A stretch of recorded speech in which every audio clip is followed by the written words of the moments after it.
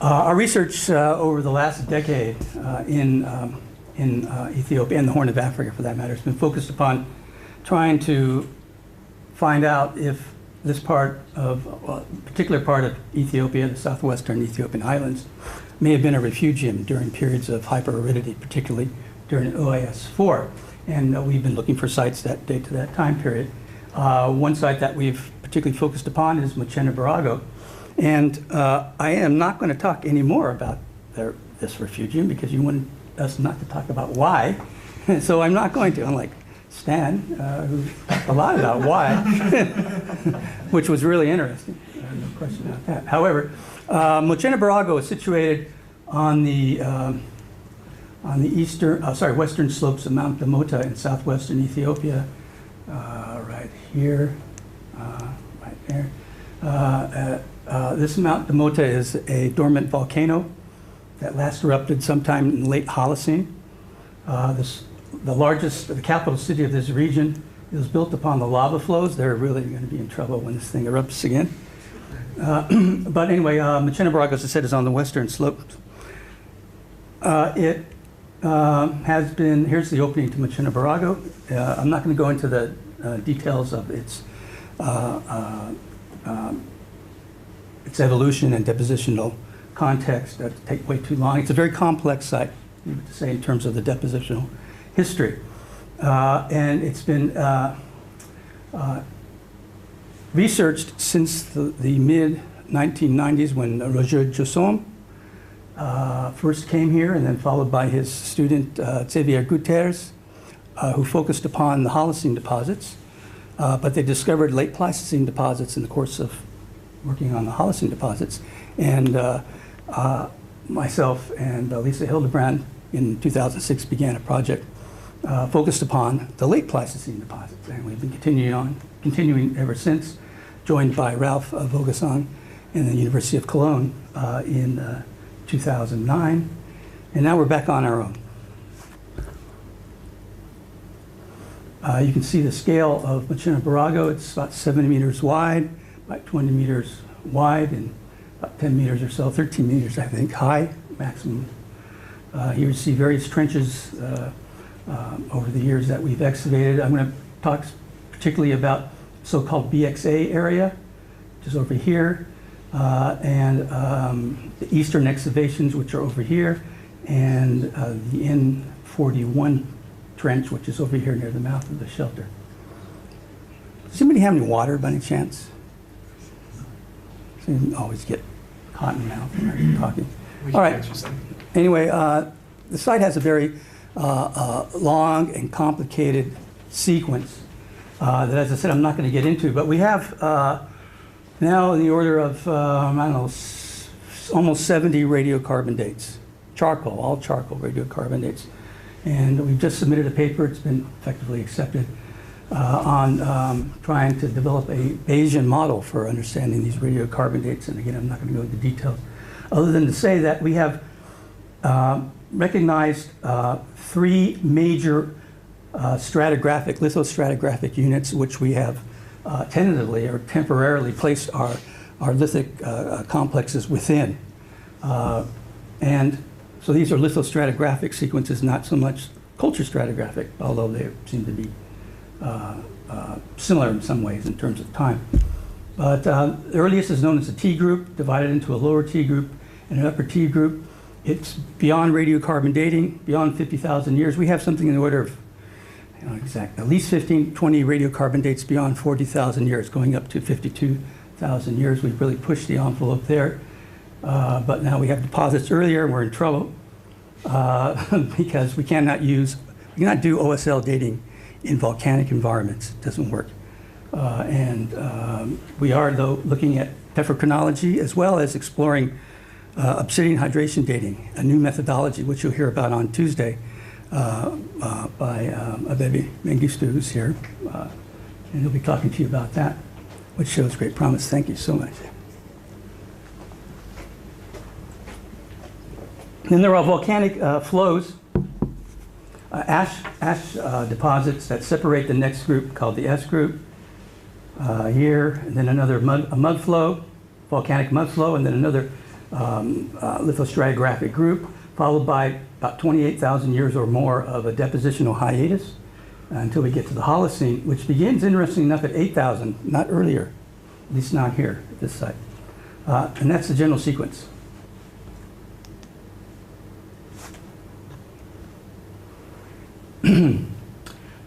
Quickly to go over the depositional environment, our sequence, depositional sequence. The earliest deposits that we have are probably, although it's not for certain because they remain undated, in this small excavation, basically test area called N41 East 25. And at the base of this test unit, which is near the mouth of the shelter, we hit a very rich archaeological complex, which, as I said, remains undated, but it's probably stratigraphically the oldest that we have at the site. How old is it? We don't know. I can't tell you. It could be 60s, 70s, 80s, 90s. I just don't know yet. We'll have to let you know in the future. And then also in another region that we've just started excavating, that was in 2012. Previous excavations were basically focused on the BXA area here until 2012, when we started to explore these other areas, including this region here. There we've just last year, this season actually, discovered a very bizarre phenomenon in which deposits that we thought were non-existent. That is, we came upon, many years ago, we came upon a very hard lahar, cemented lahar, as you see right here, and thought that was the end. However, in the course of our excavations, we discovered that there's a sheer vertical cut. And cutting through these hard deposits and leaving behind a very nice stratigraphic sequence, of which we have 3 radiocarbon dates at about here, just below this ash, all greater than 50,000 years ago. And we have at least 2.5 meters of deposit below that, artifactual deposit. I'm not going to go into that. I'll talk more about that on Tuesday. I keep on using this thing. Okay, I'm going to focus largely upon the T group and higher, because on Tuesday I'll talk about that. But basically we see the assemblages largely made from obsidian, largely, almost all made of obsidian. Basically S group, 99.8% obsidian. But as we get older, there is a slight reduction in obsidian and an increase in other volcanic raw materials like basalt and rhyolite. And this continues deeper into the sequence, where we have higher and higher frequencies of non-obsidian volcanic artifacts. And again, on Tuesday, I'll talk about that. But basically, from 50,000, about greater than 50,000 years ago, probably around 60, beginning of MIS3, all the way through to the Holocene, it's obsidian.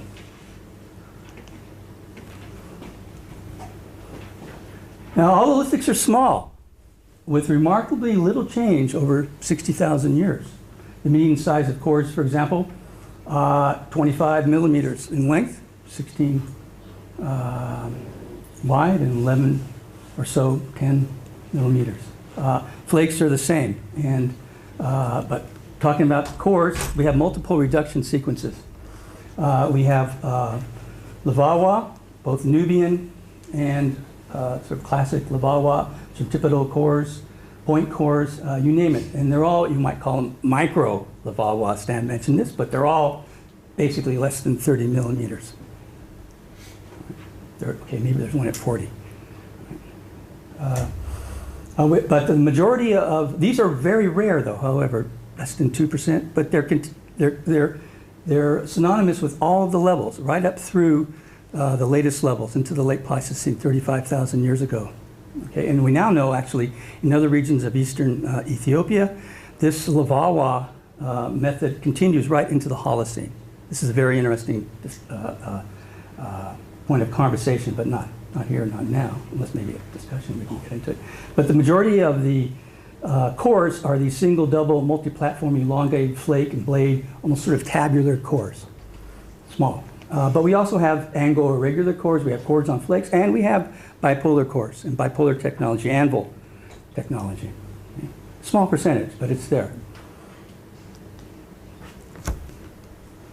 Again, more examples of the cores, these tabular type cores, and some of the Vawa cores in the lower part of this. This didn't come out. Anyway, this was a bivariate plot, but basically all the flakes and blades clustered right around through here. They're small. Can't you see it? In fact, all of them are probably going to be like this after that. I wonder why they didn't come out. So are the unshaped tools. No, actually, so this is, I put this here. You believe me, don't you? Unshaped tools. By unshaped tools, I mean informal tools or, quote, utilized tools. And we've always made it an extremely important point to analyze these unshaped, so-called utilized tools, because I personally and others think that they play a very important role in understanding what these assemblages are all about. I'll never remember this. All right, other kinds of artifacts.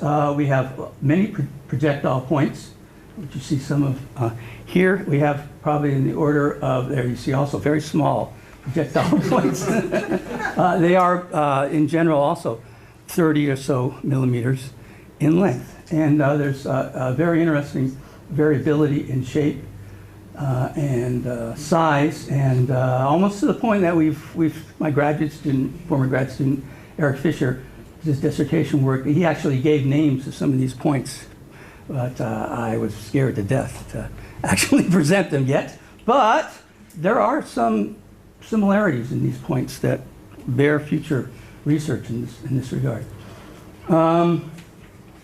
They're all scrapers and burins, awls, drills, natural rubbed ochre pieces as well, but they form an important part of the component, but I don't want to talk too much more about them. Now, there are also 40 backed pieces from all stratigraphic groups, including the deepest horizon that I showed you earlier.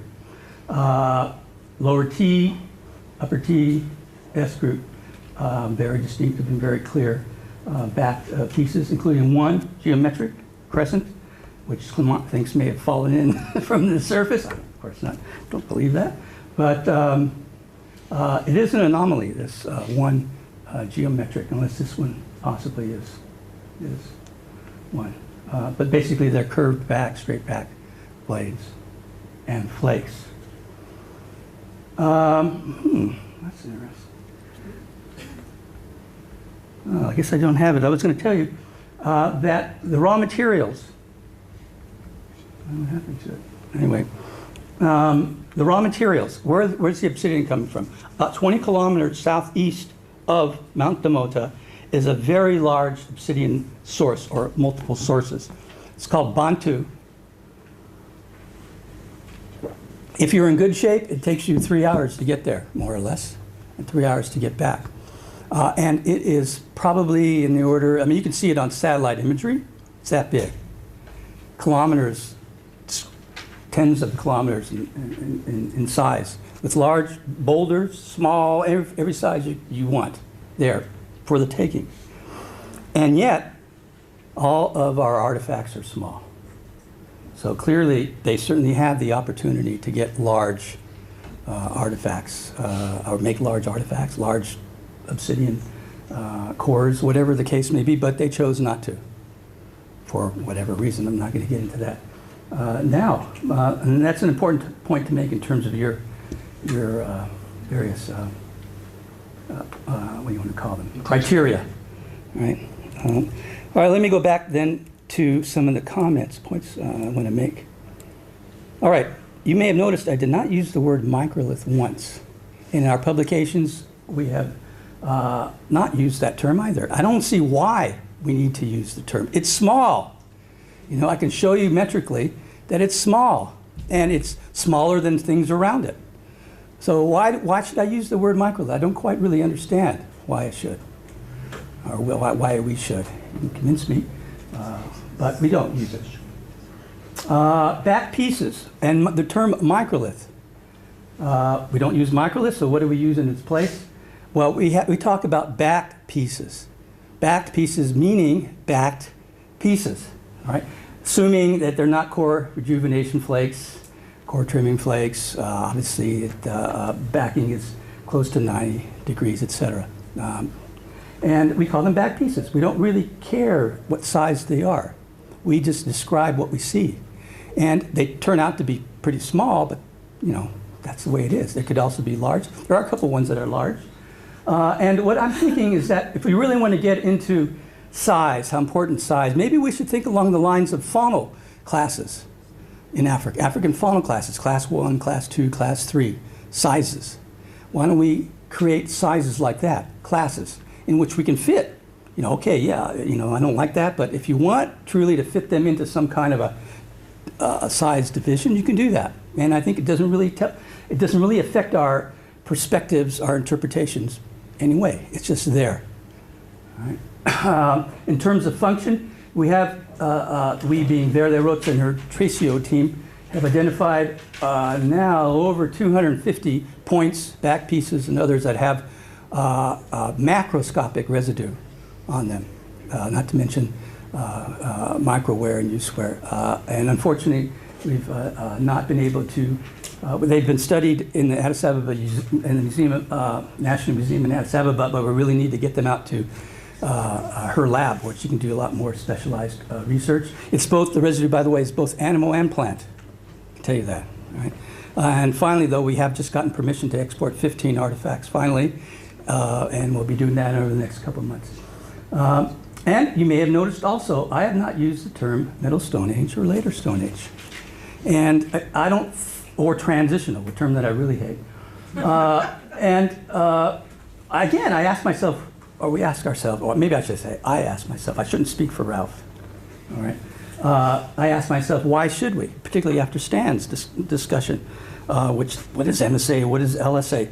I don't really care. These are antiquated terms that we should get rid of, all right, in my opinion. Instead, move to, I'm not sure what, but what we're doing now is modes, for better or worse. Basically Clark's or modes, at least to give us a general idea of what we're talking about. But we all know that's not really sufficient for Africa. Maybe we want to move towards something that John Shea has created, but I think we all know that that's pretty bizarre and hard to remember, at least for me. But I'm sure that we can come up with some way of defining these different technological changes that we see over time without having to institute some kind of a culture historical period that makes us immediately think of, you know, back pieces or bifacial points. We find both here, right? Yeah, but I'm interested in knowing what's going on, technologically speaking, but I don't want to pigeonhole them into some specific culture historical term. However, I do want to develop ideas concerning the variability that we see, or standardization, or similarity that we see within our assemblages and what's being found in the regions around us, particularly, for example, toward the north. Only 90 kilometers as the crow flies to the north is Francois and Clement's excavations in the Zouai area. And you may have seen that it looks different from what we're finding. Why? Now, the age, it's younger, all right? And maybe that's something to do with it. Then again, maybe not. Maybe we're really seeing here some kind of, you know, I hate to say it, cultural differences or something. And this is also just the beginning of this sort of discussion in Ethiopia. You'd think, wow, my God, we must have thousands of sites. We have very few sites dating to the late Pleistocene, that date to the late Pleistocene, maybe 5, I don't know, 6, something like that, in a country as big as, well, for the United States, from Texas to Maine, all right? So our knowledge is pretty poor in terms of this. But now I think we can begin to explore it, and we can do it in ways that are not going to, as Stan said, entangle us with all these things, as Hodder might call them, that affect us greatly in our interpretations. All right. Okay, I think that's about it. Thank you.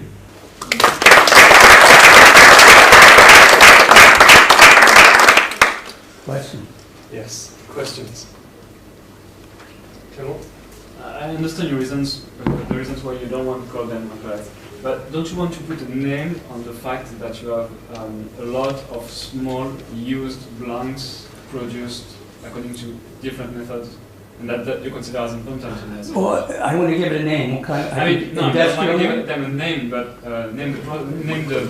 Yeah, we have Machina Barago. We're seeing between 60 and 30,000 years ago, 4 different core reduction sequences, all et cetera, et cetera. If I want to say, yes, they're mode 3, mode 4. Do I want to say, maybe I should give it a name, the Machina Barago industry? But for me, I need something else to, I need it 2. Stan doesn't need 2, I need 2 of something before I'll give it a name.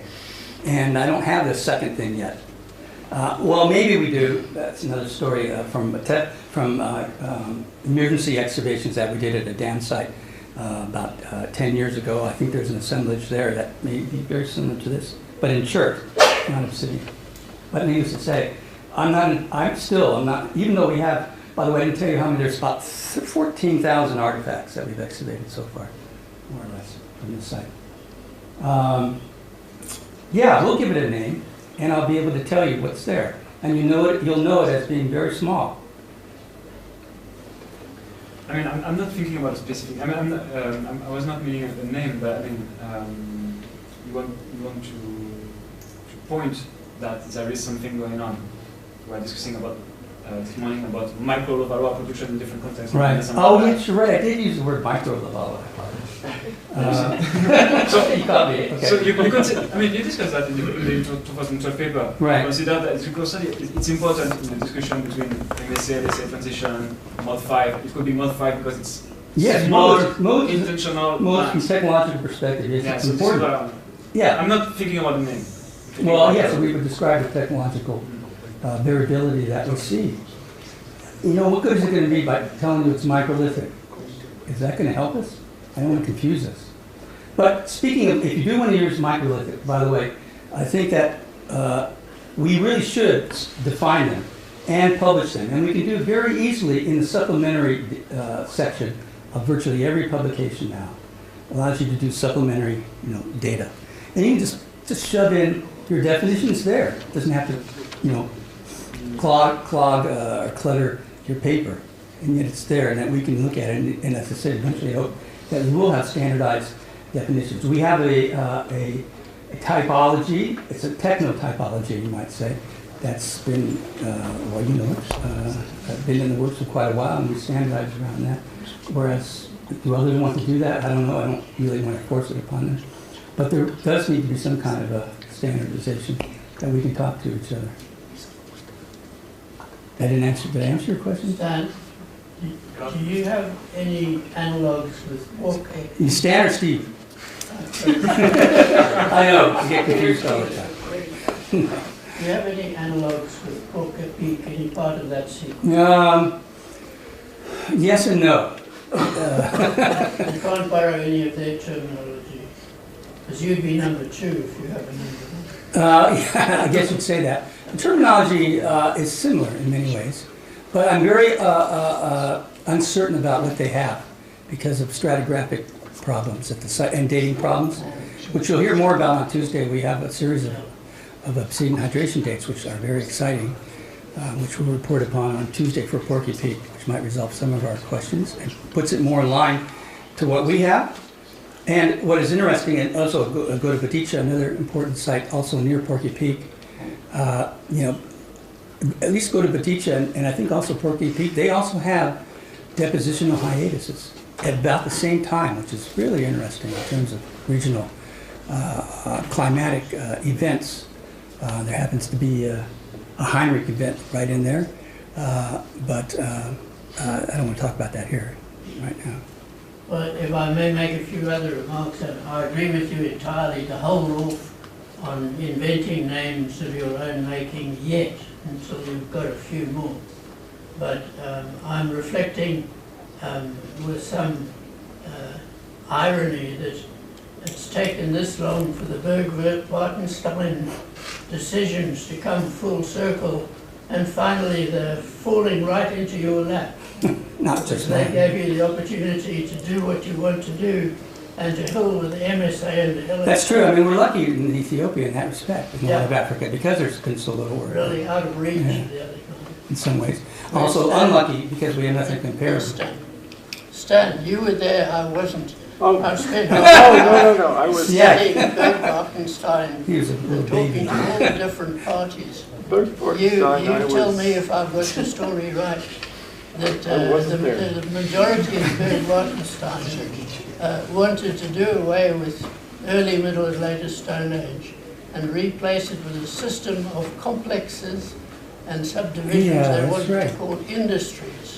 And Industrial then they sort of complex. screwed up with phases. They wanted those to be regional rather than chronological. Have I got that much right?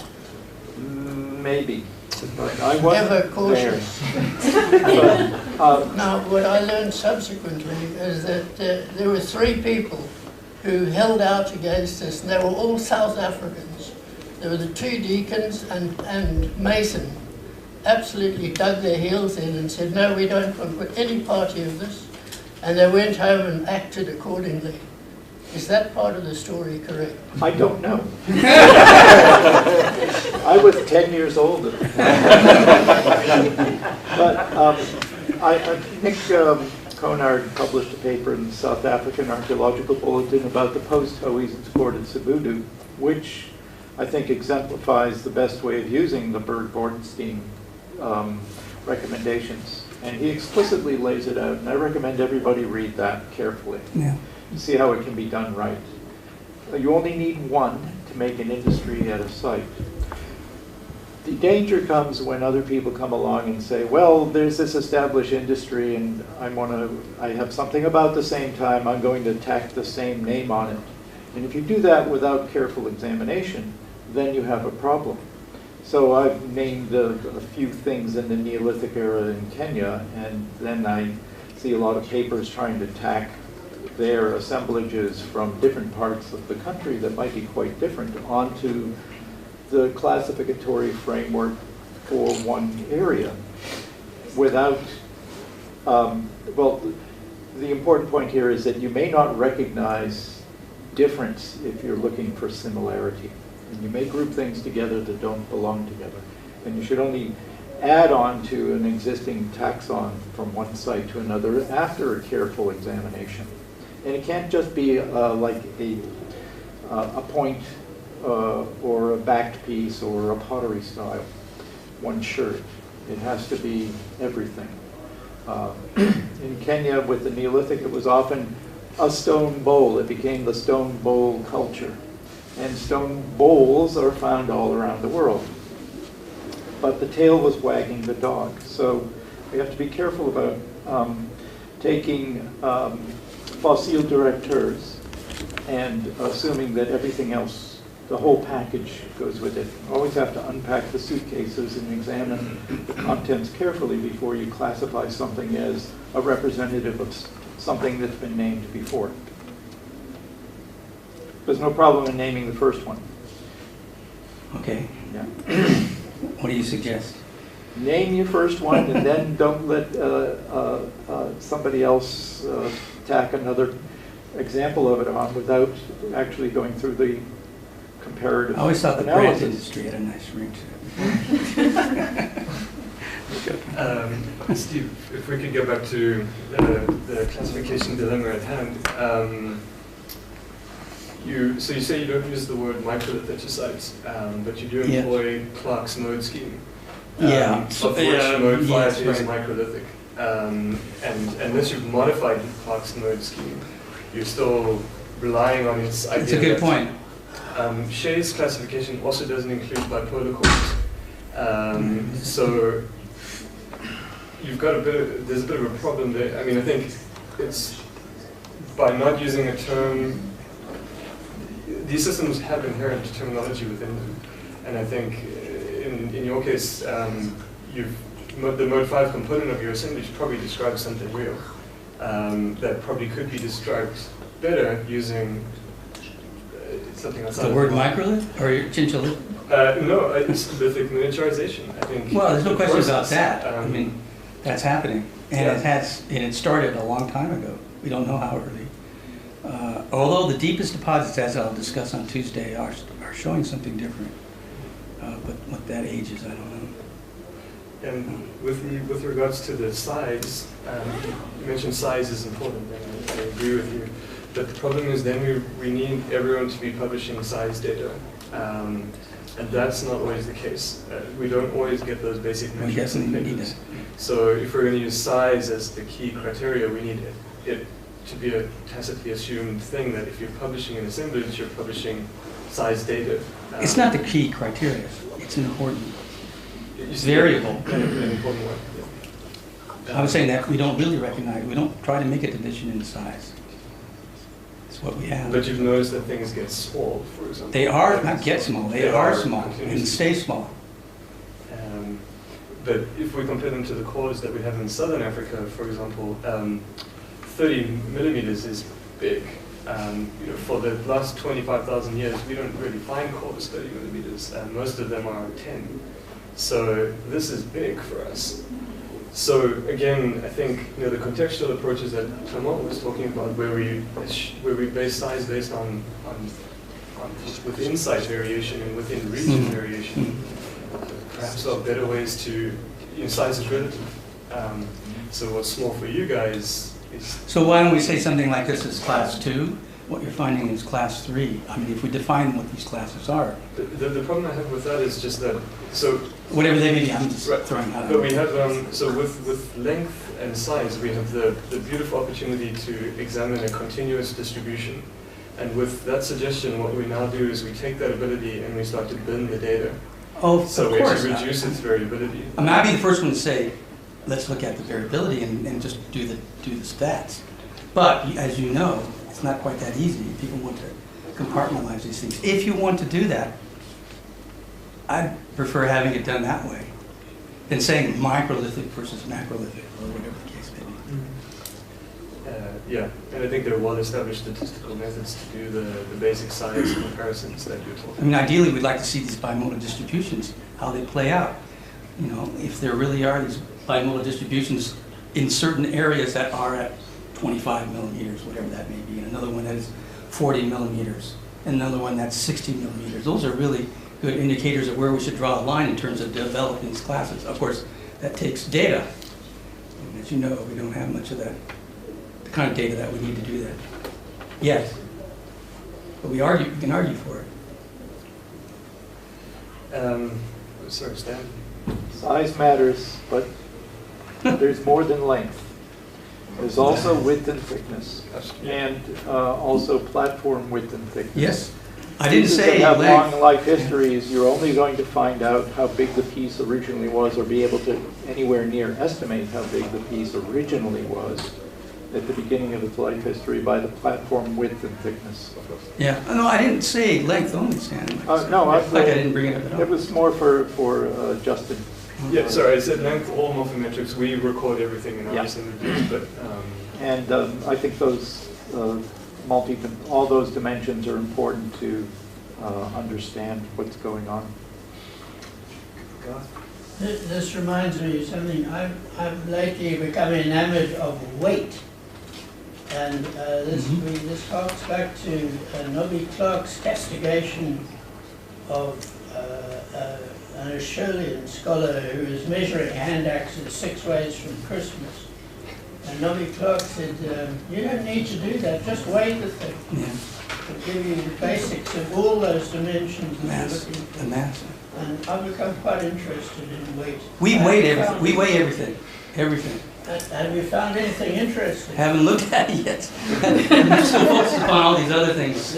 But we will. We'll get to it. Let me know. Need a grad student. Yeah, anything interesting. Yeah. Well, Garth, I think if you wish to speak to someone who already has found interesting data based on mass, it's Peter Hiscock. Thank you. That's great. That's so great. I think, Peter, you've done quite a bit with mass as an indicator of transitional states in reduction strategies. Yeah, it can be really useful. I mean, you obviously need to pair up the characteristic that best expresses the phenomena of concern. But in terms of core reduction, mass is obviously a really kind of key part of the dynamic of whacking bits off it. So it's always worth looking at whether that's going to be really helpful as part of a reduction description.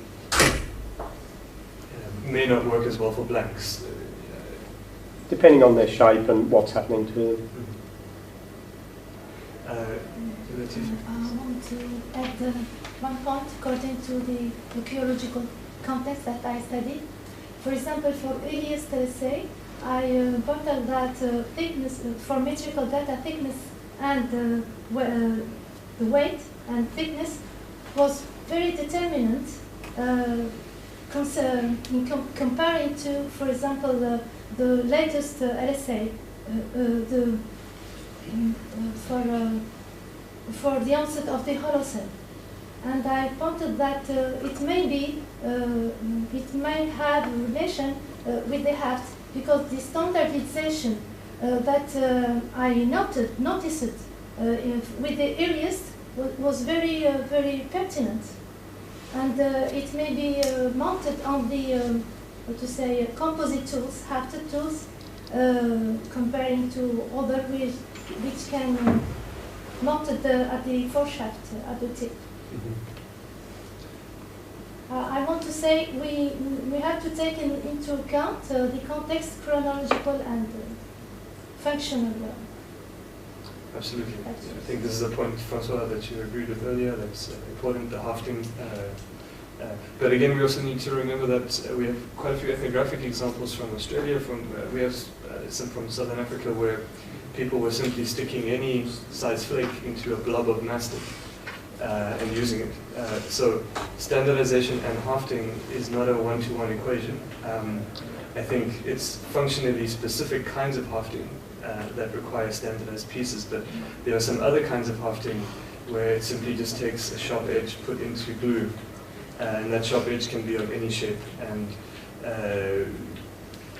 so that is a level of variability that some nappers may not need standardized pieces to haft them, others do, and it is based on the function, I think. So hafting is complex. It has been, here's the opening to Machina Barago. I'm not going to go into the details of its evolution and depositional context. That would take way too long. It's a very complex site, to say, in terms of the depositional history. And it's been researched since the mid-1990s when Roger Jusson first came here, and then followed by his student Xavier Guterres, who focused upon the Holocene deposits. But they discovered late Pleistocene deposits in the course of working on the Holocene deposits. And myself and Lisa Hildebrand in 2006 began a project focused upon the late Pleistocene deposits. And we've been continuing ever since, joined by Ralph Vogelsang in the University of Cologne in 2009. And now we're back on our own. You can see the scale of Machina Barago. It's about 70 meters wide, about 20 meters wide, and about 10 meters or so, 13 meters, I think, high, maximum. Here you see various trenches over the years that we've excavated. I'm going to talk particularly about so-called BXA area, which is over here, and the eastern excavations, which are over here, near the mouth of the shelter. We hit a very rich archaeological complex, which, as I said, remains undated, but it's probably stratigraphically the oldest that we have at the site. How old is it? We don't know. I can't tell you. It could be 60s, 70s, 80s, 90s. I just don't know yet. We'll have to let you know in the future. And then also in another region that we've just started excavating, that was in 2012. Previous excavations were basically focused on the BXA area here until 2012, when we started to explore these other areas, including this region here. There we've, just last year, this season actually, discovered a very bizarre phenomenon in which deposits that we thought were non-existent. That is, we came upon, many years ago, we came upon a very hard lahar, cemented lahar, as you see right here, and thought that was the end. However, in the course of our excavations, we discovered that there's a sheer vertical cut. And cutting through these hard deposits and leaving behind a very nice stratigraphic sequence, of which we have 3 radiocarbon dates at about here, just below this ash, all greater than 50,000 years ago. And we have at least 2.5 meters of deposit below that.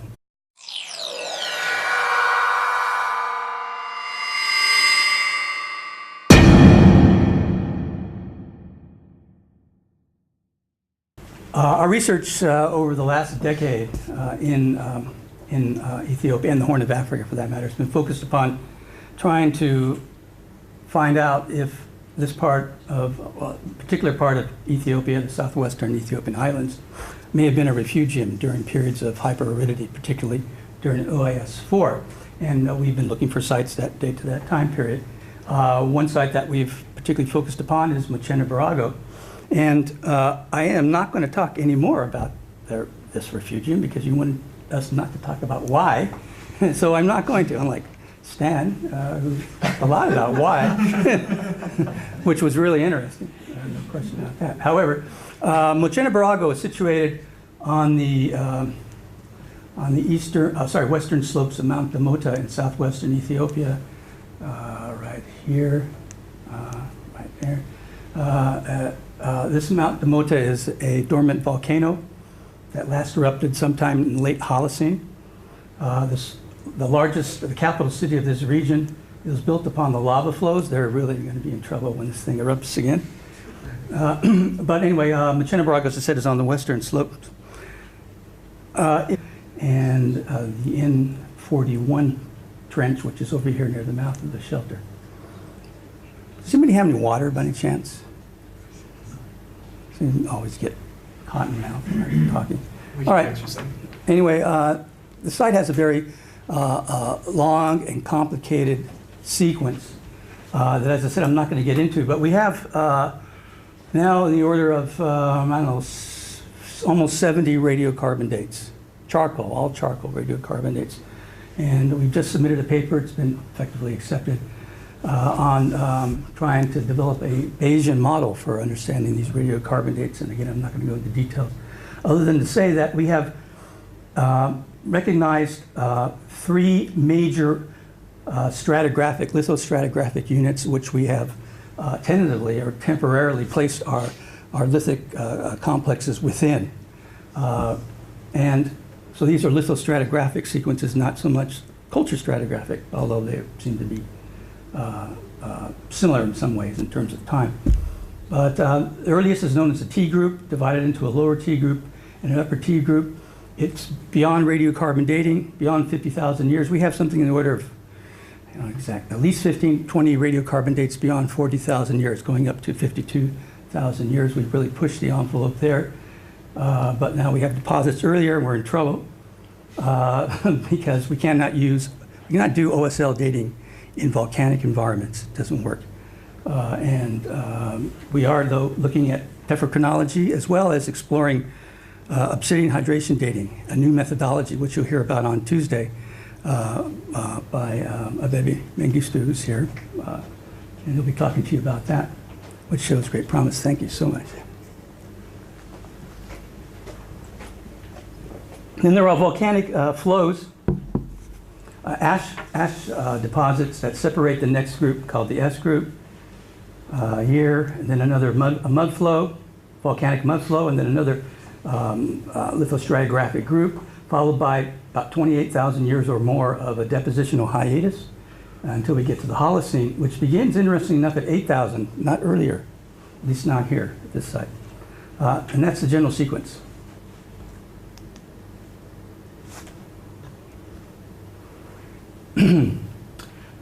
Quickly to go over the depositional environment, our sequence, depositional sequence. The earliest deposits that we have are probably, although it's not for certain because they remain undated, in this small excavation, basically test area called N41 East 25. And at the base of this test unit, which